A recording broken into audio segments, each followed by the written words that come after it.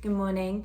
Due to the economic climate, we are seeing a rise in our clients needing some restructure support from us, and potentially also redundancies. So what I want to make sure that you know is, why would you want to contact us, at what point, how can we help you plan it, what does that look like, and is it or isn't it part of the costing. So if it's just one or two redundancies, that's completely aligned to the support that we give. So please call us. There is no extra charge to that. That sits within your retained service, okay? So please use us at will. If you're talking about significant levels of redundancies, say 10 or more, then actually we start to need to be a lot more present with you, potentially on site, and therefore it comes at our normal day rate, which, if you recall, you get a big discount for. Rather than £1,000 a day as a retained client, that would be at just 600. Okay, so one of the things that we would do to start with, so that you understand what processes we'll walk you through, is the business case for change. What do we need to do differently? Why do we need to do it differently? How much cost saving do we need to have? So there's a lot of P&L activity that we need to work with you on, so that we have a justifiable business case to make those changes.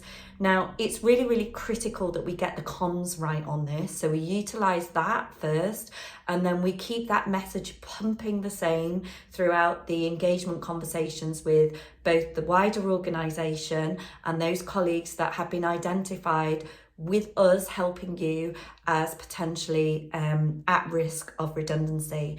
Please make sure that you utilise the language I'm using, which is they are at risk. They are not going to be made compulsory redundant as a result of you initiating the conversation, because otherwise you violate the information and consultation regs and you haven't done what's called meaningful consultation. The process is fairly swift. There are just 3 formal meetings. 2 of them actually are pretty informal. There's the at-risk conversation and the outcome letter that we'll help you with.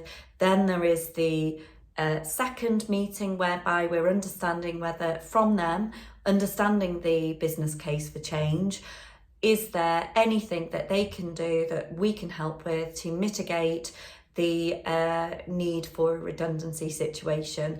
So in that second meeting, it's extraction. We're really trying to understand from them, truly understand, is there anything that we haven't thought of that you can think of that would stop us needing to make this redundancy? On the back of that, you have your final meeting, and it needs to be 14 days apart in order to, from first to final.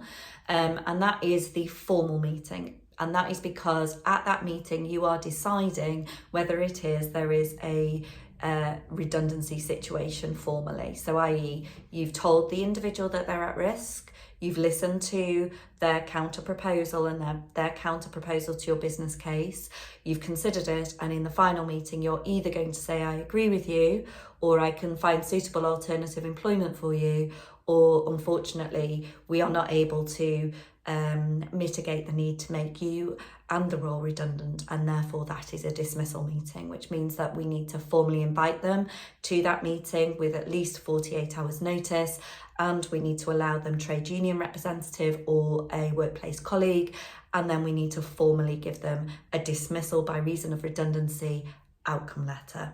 So that is the broad process, but we will hold your hand, work with you to create the communication and put it all out to your team if it is that you need to do it. So please, please, please contact us if you need that support. Thanks. Bye now.